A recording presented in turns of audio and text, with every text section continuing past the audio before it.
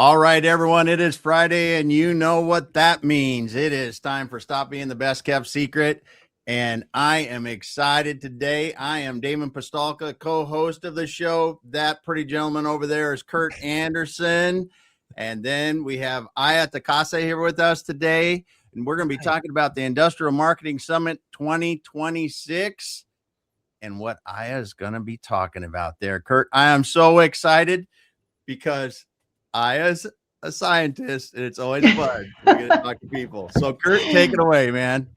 Damon, I am so excited, man. Like, I didn't sleep a wink. I don't know. Did you get any sleep last night? I was like super fired up for this. I'll catch up on sleep over the weekend. But What an absolute honor, privilege. Aya, thank you for joining us today. I know you're super busy. We're going to kick things off. I have a couple questions for you. Did you get a good night's sleep last night, by the way? How was your sleep? I did. Not enough, but I did. Never enough. All right. So let's rock and roll. Are you sitting down? Are you ready to get started? Are you good? I'm ready. Here we go. Okay. My first question for you. Now, to my understanding, you are born and raised in Japan. Do I have that correct? Yes. Okay. When you were a little girl growing up, which wasn't that long ago. It's a long time ago. Who was your hero? Who did you look up to? Who just showered you with unconditional love? Who was your hero when you were a little girl growing up in Japan? My grandfather. Your grandfather. Nice. Oh, yeah. Well, curious minds would love to know more. Please do share.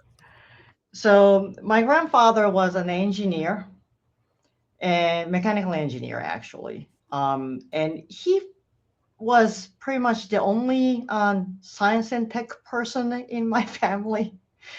And nobody else shared my love for science but him. Yeah. Yeah. And I learned a lot from him. We would do like a math homework together, science homework together. Awesome. Yeah.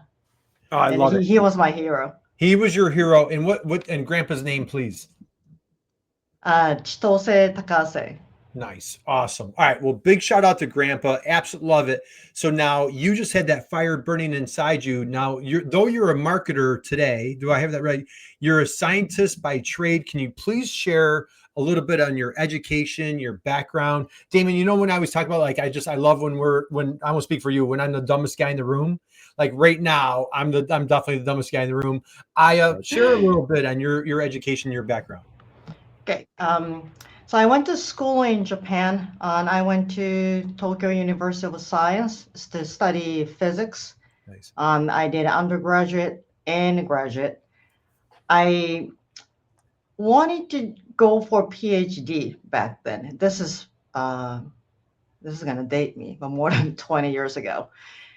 But I didn't, and actually I couldn't, for a reason. I hope that some people can resonate with this and get some hope from this. But this is more than 20 years ago in Japan, and I'm a woman. And when I was trying to get to the PhD program, those people around me who cared about me said that don't do it. You're a woman. If you get a PhD, you will never get a job in Japan. They're not going to hire you. That's not a very popular position to be in if you want to get a job. And I didn't want to stay in the academic world forever, though I wanted to study physics a bit more. So I gave up on PhD and got a job at Rigaku. But I always wanted to get PhD. You know, it's just a title probably, but everybody else around me had it. And I really want to get one someday. And I actually did a couple of years ago. Nice. So I kept my full-time job, but there was a course at Osaka University that accepted some full-time business people to pursue PhD. So I got PhD in engineering there.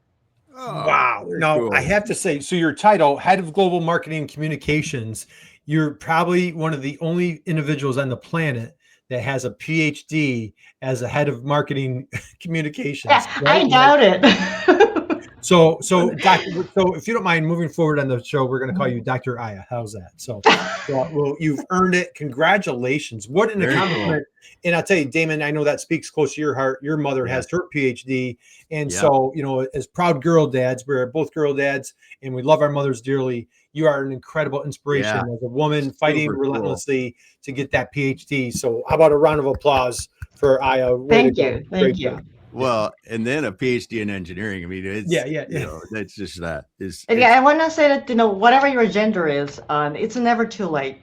It's never too late. It's never too late. Yeah. What an inspiration. So, all right, tell us a little bit about the company and how do you, and then in a few minutes, I'm going to pull up the website so we can share with folks what you guys do. But just share with everybody, how does Rigaku, right? Am I saying that right? Yes. How do you and your company make the world a better place? What are you guys doing? Okay, I love that question. So Rigaku is a global manufacturer of scientific instruments. And most of the products that we make are based on the X-ray analysis, either X-ray diffraction, fluorescent analysis, but we do electron beam and laser-based analysis instruments too. We are going to have our 75th anniversary next year. Nice. We've been around for a long time. The business started in Japan now 74 years ago as a pretty small, like a mom and pop, machine shop making little instruments. But now we have, I think, over 2,000 employees globally. Wow. And the way we try to contribute to the act of making the world a better place is to provide scientific analysis, I guess, capabilities to either industrial users or academic researchers so that they can measure whatever they need to measure to get the answers they need and to make the decisions they need to make things, fix things. Yep. We measure anything from food, peanut butter, pharmaceutical products, semiconductor chips. Yeah, it's so incredible that you can cover the wide range of industries because of the level of detail you're going down to with your analysis. That's a good way to put it. Yeah. Yeah, because it's like before we got on, you were talking about we look at the molecular analysis or at the molecular level, if I remember right. And everything, when you look at it, that is very important, whether you're making steel or you're making paint or you're making pharmacy or food or everything. It comes down to that chips, as we talked about. Super cool.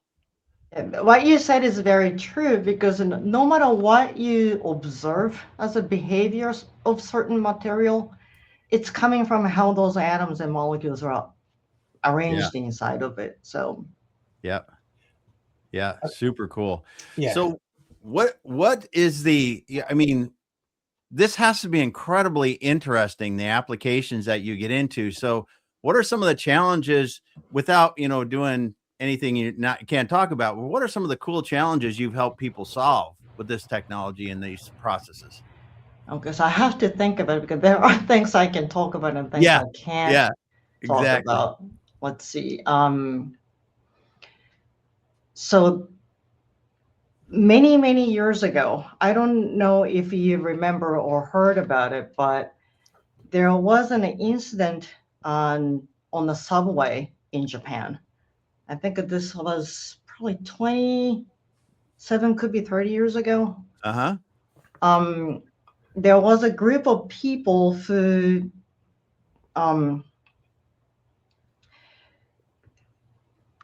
used, I'm trying to make it easy to understand.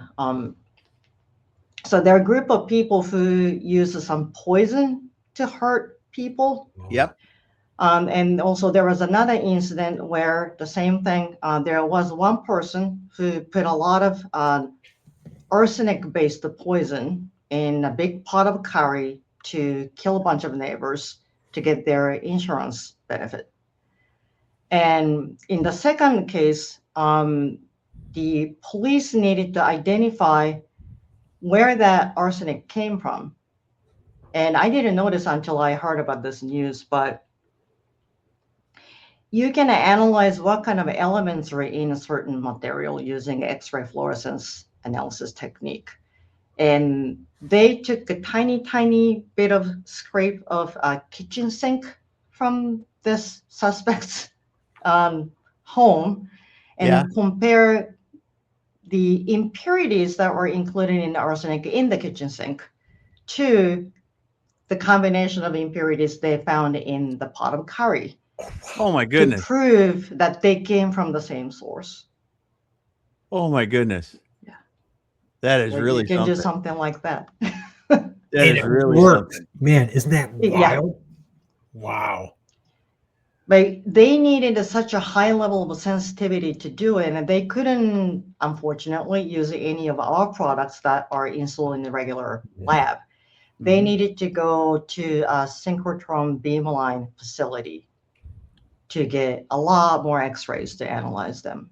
Yeah. But technique-wise, that's one of the coolest applications I remember. Yeah. That's wild. Yeah.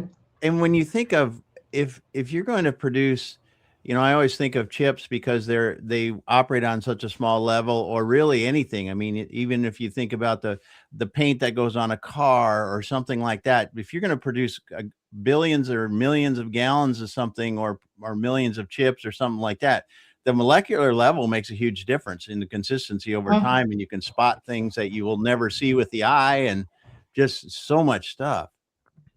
And with those computer chips, everything is getting smaller and smaller to stuff more things into smaller Yeah. space. Yeah, yeah. Then that resolution becomes more important. Yeah. The Super tiny cool. defect that didn't matter in the past now matters. Yeah. Yeah. Yeah. Yeah.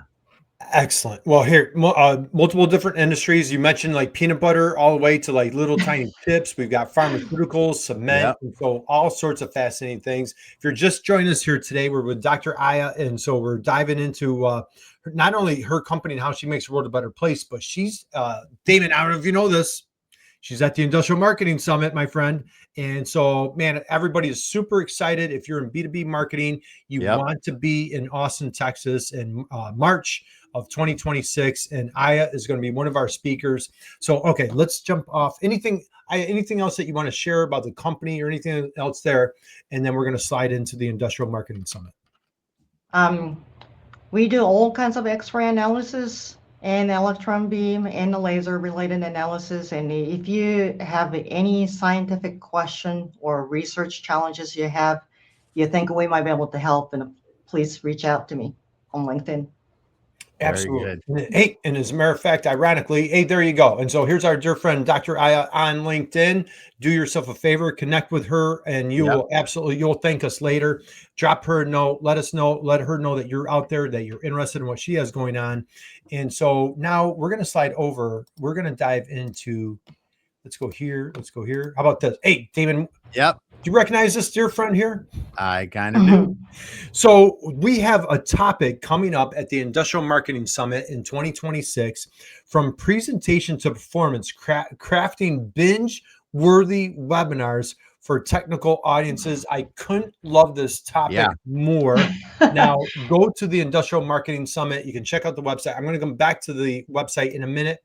Dr. Aya, give us a little. Now, we're not going to, sorry, guys. You're probably thinking, well, hey, I can listen to this episode and then I don't need to go to Austin. Well, guess what? You need to go to Austin because you've got to see Dr. Aya in person, and everybody else are the wonderful speakers. So we're talking the Industrial Marketing Summit in Austin, Texas. Dr. Aya, give us a little flavor. How did you get in, being the educator that you are? I'm assuming that's how you got into webinars, but just talk a bit about, like, did you attend like a really boring, painful death by PowerPoint webinar? Or like, how did you... How did this topic come about in your world? So I just said that I'm originally a scientist, and I had a lot of chances to give a technical presentation, mostly in person, because I've been doing this for a long, long time. Mm-hmm. But then a little bit before COVID, and definitely once we, got into the shutdown period, we switched all our presentations to webinars, not in person anymore. And I was still working in the lab as an X-ray imaging scientist, so I did a lot of webinars during that time. And at the beginning, I realized that this is different from giving a presentation in person, which I have done countless times. I thought I was pretty good at it. Then when I started doing it in online, I thought, well, all the techniques I had for the in-person presentations don't quite transfer here. This means I'm gonna really have to learn how to do this from scratch. So that's when I started watching different people's YouTube, instructions. Went to a lot of webinars. Some were great, and I learned a lot, and some were not so great, and I learned what not to do from those webinars. I hope she didn't attend ours on that last part, right? Yeah. But that's when where I started, with all those webinars, and I was always a presenter for many, many years. Then when I switched to marketing from my scientific position to marketing position, then I switched to training and teaching our scientists at Rigaku to do webinars better. And that was another phase in which I learned a lot of. Yeah. I don't want to call them tricks, what kind of tricks of how to do it well. They're just techniques though that you learn and over time really become, I mean, they can become the cornerstones in good presentations that are done in webinars. Yeah. I think knowing those rules or tricks goes a long way. Yeah. And if you don't know, you're going to make those mistakes you should avoid, right? But the other part is it's not easy. Like, I'm not going to lie, I will share a lot of tips I learned over the years, but I would have never said that it's easy. You need to be willing to spend a lot of time and work hard to get good at it. Mm-hmm. Yeah. So what if, again, without giving away the secret sauce, and of course they need to come to Austin, Texas to catch you live, what are some like painful should never do in a webinar? What are some of those, any tips of like, please don't ever do this? Do you have any tips there? That would be, don't promote your webinar as an educational webinar. And once you go live, start selling. Don't do that. Yeah. Yeah. Yeah. We're going to teach you about this. And then, hey, buy our product. Yeah. I mean, even if not that level, you can be talking about some scientific things. Yeah. Then there is a difference between showing your product and say, just for your information, this is the instrument we use to collect this data, and move on, and say, this is our greatest and the latest model of this analysis technique instrument, and you should buy this one. This is better than the competitors. The second you do it, you just lose your credibility as a scientific figure. So don't do that. Don't do that. Yeah, okay, don't do great. that. All right, phenomenal tip. So now, all right, so and you're targeting high level, other folks, engineers, PhD, like you're targeting some really, there's smart people in the room, correct? I don't know if they're any smarter, but they are science and tech people. Right. I know that a lot of people say, if you're a scientist, you must be smart, but not necessarily. We can make a lot of stupid mistakes, like in finances. Right. Social skills could be lacking too. So. Social skills could be lacking. That was that was polite, So I think she's talking about us, Damon. But anyway, so how do you, going from presentation to performance, and again, like maybe, I don't know, entertaining, theatrical, like how do you entertain, or how do you keep smart guys in the room? How do you keep them engaged? So this is the no-brainer, but not an easy thing. I recommend everybody, try to do. Give the aha moment. and to keep doing that throughout your webinar. Because especially for the technical audience, they're geeks. Mhm. They love to understand something new, Mhm. especially in science and tech. Mhm. And the things they are happy to understand are often very complicated. Mhm. But if you do a really good job explaining something seemingly complicated to help people understand it easily, everybody goes, aha, now I understand. And that feels good. Mhm.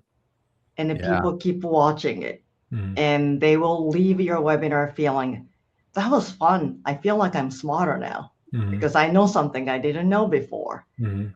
And that's what you want to just keep doing throughout your webinar. Mhm. Very cool. And Aya, do you feel, is it in the presentation? Is it in the slides? Is it in the delivery? Is it in your tone, body, like all It's the above? everything. Everything. Everything. Yeah. All the above. Yeah. All of the above. Yeah. Yeah. I mean, even if your way of articulating something is, on the spot, it's really good, easy to understand. But if you write everything down on your slide with text, that kills your presentation because, too much text on the slide. Right. Yes. Or if you rumble too much, Right. that's not good. If your, let's say, illustration of the concept on the slide is off, you don't have a lot of text, you have an image, that's good. But if the image is not quite expressing what you're talking about, then people get confused. Right. Being confused, not being able to understand what you're saying, or not being able to follow what you're saying, all those things make people feel bad. And you do not want to do that.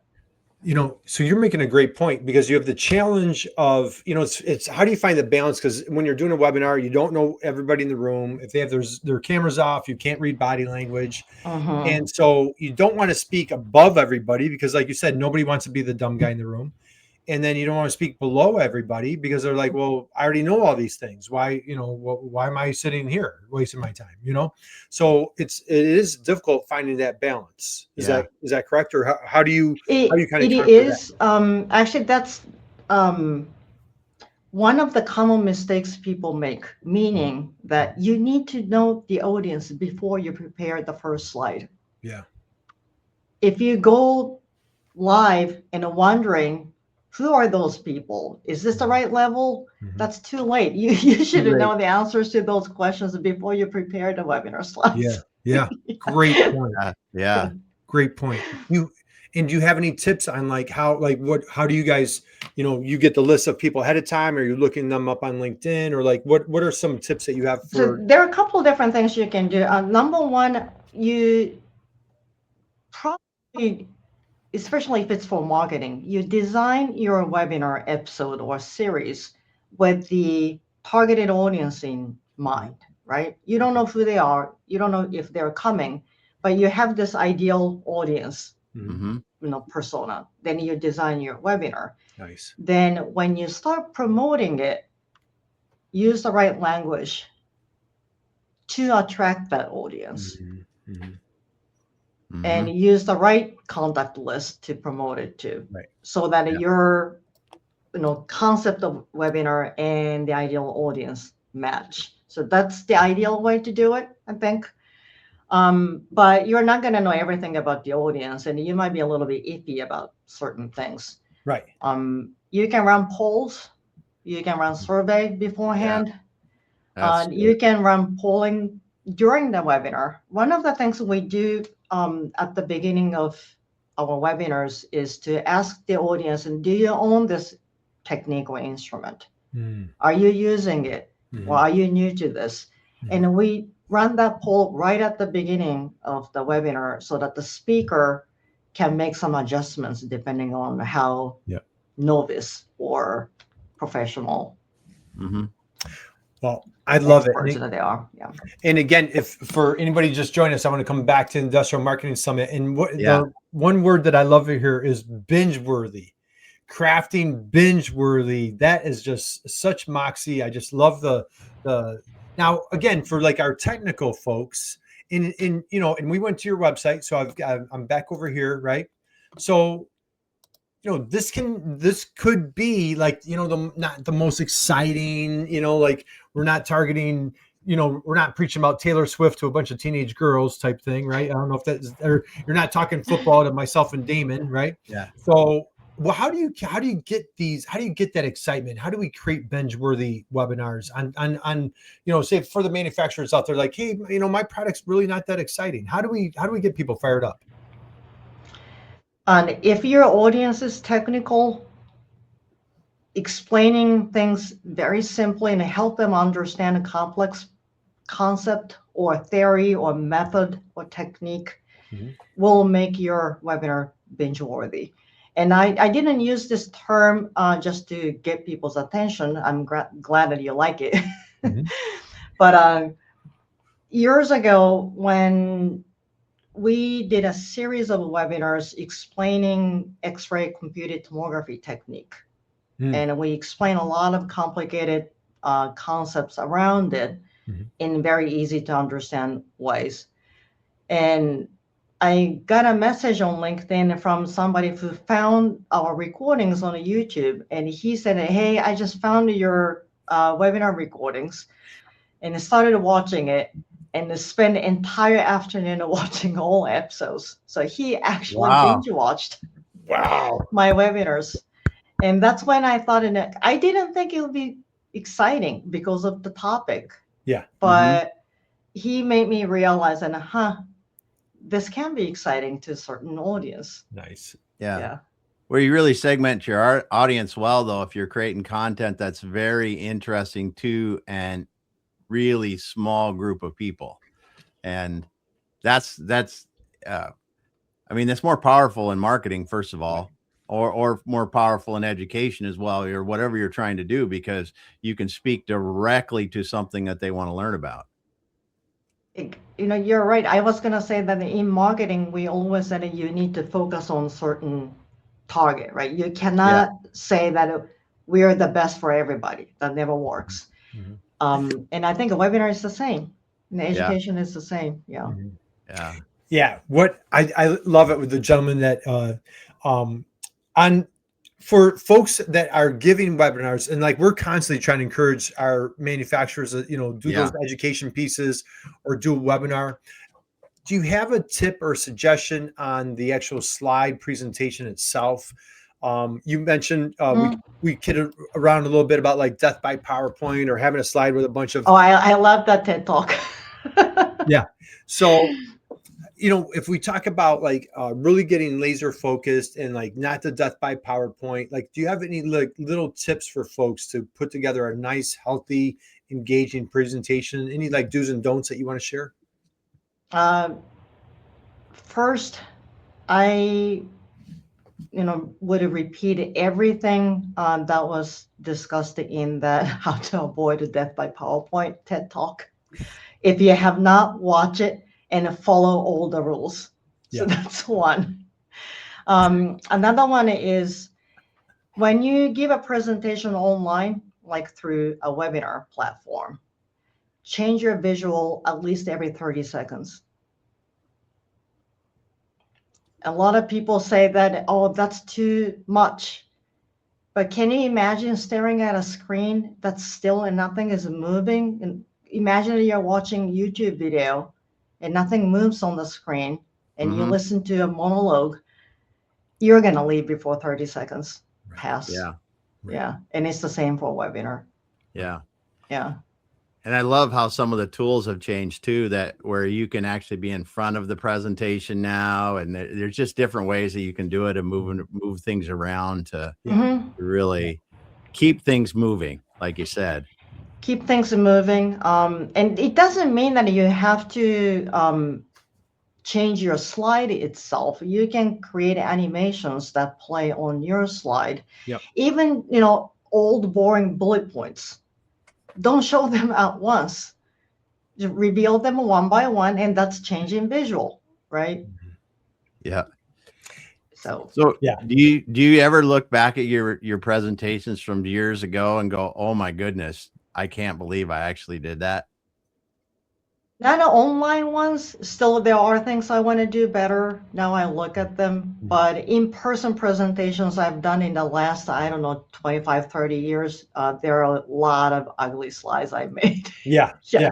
I look at some of mine for the past. I'm going, oh my goodness, you can't even read that thing if you wanted to. It's just not Yeah. something I you can know. do. So Yeah. Hey, Damon, we got a few comments we should grab here. yeah, we do. We got someone I know said niche down until it hurts. Think we know who that is right Oh, there. yeah. Thanks. That's a good Thanks for one. that, Ron. And we also have no show seems to be a big issue. How can you market? No shows seem to be a big issue. How can you market so that the people who sign up will actually show up? Yeah, great question, Ron. Thanks, dude. Thank you for the questions. Dr. Ia, what do you think about that question there? So that's a good question, but I'm gonna say that we actually don't worry too much about whether or not people show up live. Because when I think about myself on the audience side of things, I sign up for a lot of webinars. I try to be there live, but in many cases, I'm just busy and there's a schedule conflict and I can't. Then I watch the recording later. So if people watch the recording later, we're happy. If you Yep, can't make that's a it good live, that's point. okay. Yep. The importance of the live audience is that I think the speakers perform better when they know, even though they can't see the audience, when they know that a lot of people are on the other side, they just perform better. Yeah. So for that reason, I don't recommend running recorded webinar. You want to do this live. Yeah. Yeah. But I wouldn't worry too much about it if, 40% showed up or 60% showed up. Yep. Yeah. Yep. Yeah. Yeah. And that's one thing too. I mean, you mentioned YouTube. It's amazing when you start to really think about and research different people, different even different personalities, talk show people. And there's just so many different ways you can learn, and because there are these techniques that are really, and one of them I remember was you really have to bring a lot of energy when you're on a webinar compared to being in person, right? In person, it's a lot different. There's a lot more body movement you can sense, but on a webinar, it's you really have to bring a lot more energy to them. Yeah.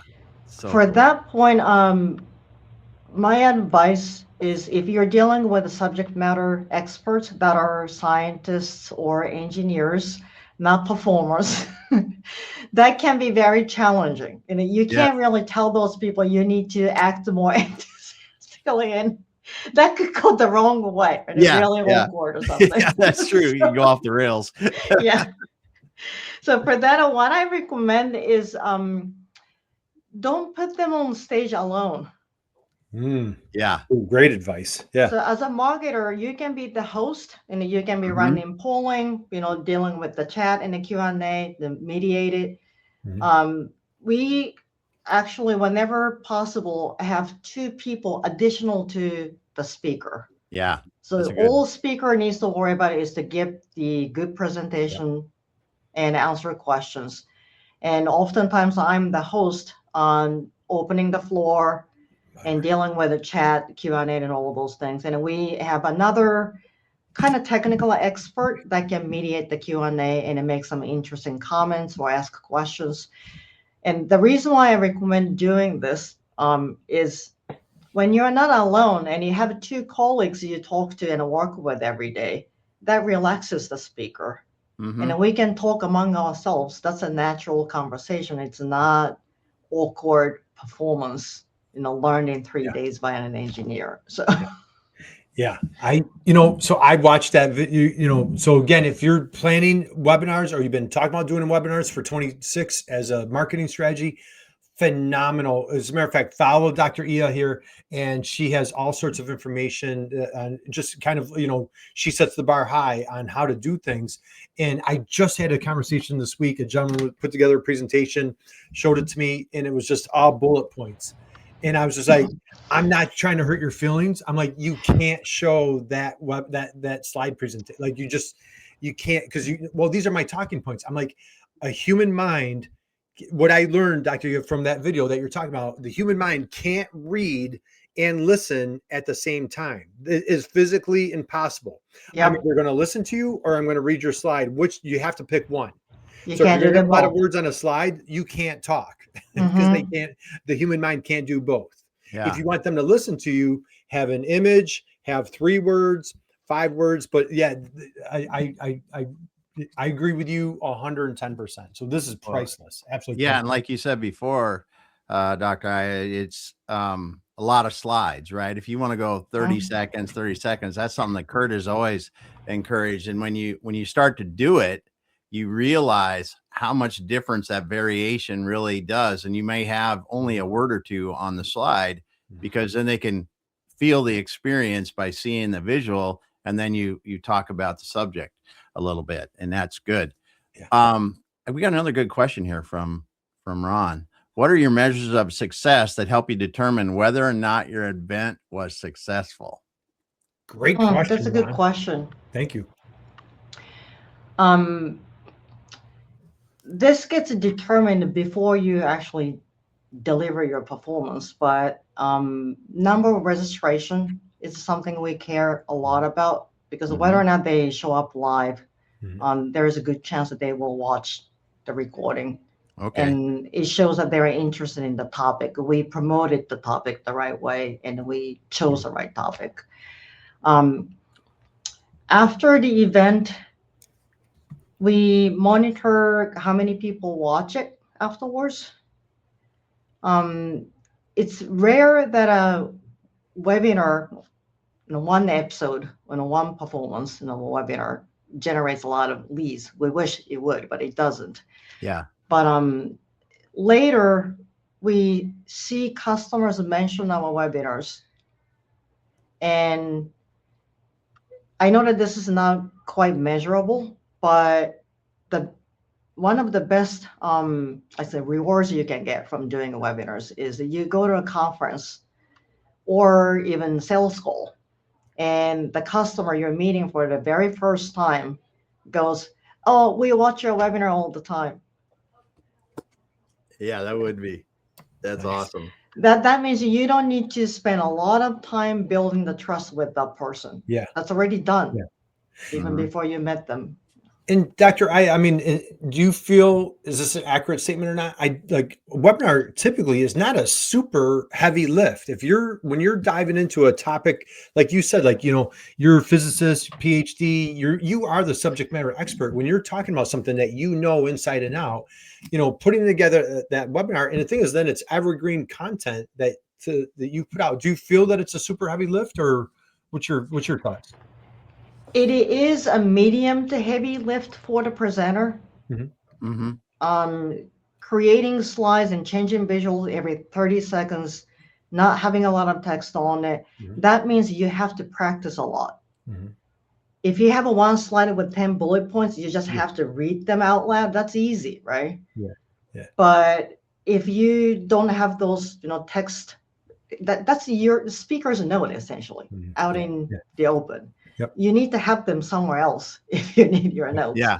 Yep. But you need to know when you click what comes up next and what you're supposed to say next. You have to practice a lot to deliver it, right. Yep. So it's a medium to heavy lift for the presenter. However, I'm going to put the marketer's hat now. As a marketer, what we noticed is they're willing to do it, subject matter experts. If we ask them to write like a 2,000-word blog articles, they would never do it. They don't have the time to do it. They don't have to do it. Technical presentation, many of them have done many of them. Yes. They feel more confident. They know how to do it, so they go through the hard work and do it. And once they do it, you got the recording. That's evergreen. We always create a written summary version so that the search engines and the AI can read what's in it as well. And for some people, it's easier to skim text rather than spending 45, 60 minutes to actually watch the video. Yep. And you can again, throwing your marketing hat, you can repurpose the heck out of that webinar, because you could slice it up into 1 minute video, YouTube shorts. You could break it up into like 3 or 4 or 5 minute clips. Yep. You can, transcribe it into content or social posts. So I couldn't love this direction more. Kudos to you for really spearheading this. And again, I'm going to come back to the Industrial Marketing Summit. And let me grab that again real quick here. So Damon, let's just talk about this for a second. So if friends out there are new to this, it's March 3rd through March 5th in Austin, Texas. Strongly encourage you check, if you just Google Industrial Marketing Summit, you'll get all the information. Wonderful, incredible speakers. They got Rand Fishkin as one of the keynotes. They've got wonderful workshops coming up, and we've interviewed virtually everybody on this page. We've interviewed, if we haven't already, we're on the cusp. In the next few weeks, we're going to be interviewing everybody. And Dr. Aya, here is your presentation right here. And once again, great idea for manufacturers out there that are thinking about webinars and just not sure what to do, where to start, or how to really conquer this with poise and effectiveness. This is the presentation that you want to catch. So, yeah.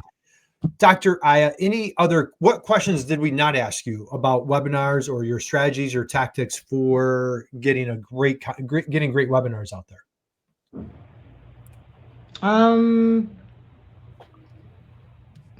What are some of the worst webinars I've been to? What wasn't a guy named Curtin Damon, was it? No. Sometimes, it's hard to realize that you're doing the same bad things until you see somebody else do it. Yeah. So I really recommend people go to other people's webinars, and you can just consume the subject of the webinar, but watch how they do it, the delivery, the slides, how they actually run webinars, and take notes. Because I'm not going to name names, but one of the webinars I went to, I genuinely wanted to learn the technique they were presenting. But they started off talking about how great the company is and how great of products they make. It's fine. Then they started running polling questions, and I thought, okay, now we're getting into the subject. And the polling questions were like, how many years do you think we've been in business? It's still about their company. Oh my. And if 15 minutes in, they still haven't touched on the subject I wanted to learn about. Drop the mic right there. So I couldn't agree with you more. You have to make it about the listener, the attendee. Make it about them. They don't care about you. All they care about is if you can solve their problem, right? Yep. And then meanwhile, they got their emails, all piling up, like a Teams messages dinging everywhere. Yeah. And you're gonna lose your audience to those things if you don't keep them there, right? Yeah. Great advice. Great advice. I know we're keeping you. Do you have time for? We've got one more question here, Damon. Sure. Yeah, and Ron asks, maybe what are some of the best webinars you've attended and what made them great? I can't think of the exact name of the webinar, but let me see if I can find it. So GoToWebinar, I think they go by GoTo now. Yep. Had a webinar about how to keep your audience engaged. Oh. And the recording should be available. Okay. That was one of the really useful webinars. Yeah, I've got it down here. So the GoToWebinar people, how to keep your audience engaged. Yeah, we'll definitely. It was by Cindy. Is it Huggett? Very cool. Let's see if I can find it. Yeah. And while you're taking a look at that, Damon, we've got Usman is here today. Yeah. Usman, thanks for being here today. You were right here at the beginning. Thanks for stopping by. Appreciate it always. We got into the questions, but thanks for hanging out with us today. Absolutely.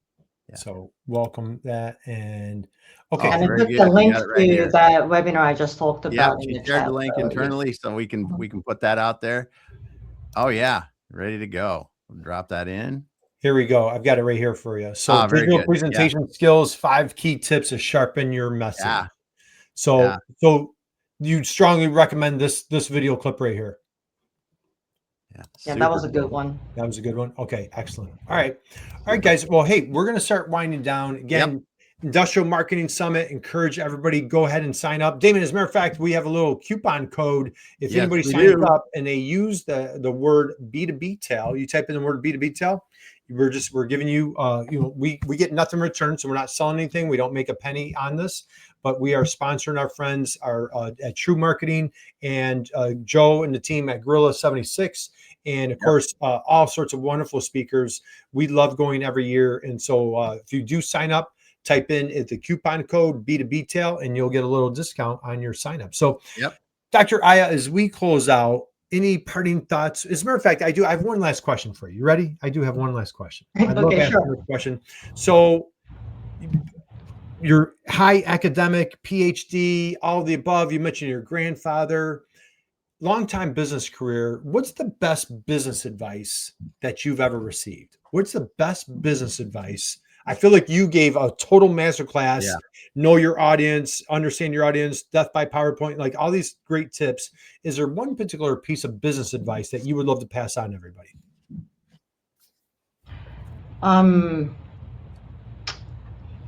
It's all about people. It's all about people. It's kind of cliche, but it is. Yeah. And it shows because like your whole webinar strategy is all about helping the person on the other side. Like you're not making it about you, you're making it all about them. And I absolutely love how you have that approach. And it's not a surprise that you guys are successful with your webinars. So first off, I want to give a huge heartfelt thank you. I know how busy you are. We appreciate you taking the time out of your busy schedule to hang out with us, to dive into this. And we cannot wait to catch your presentation in Austin, Texas.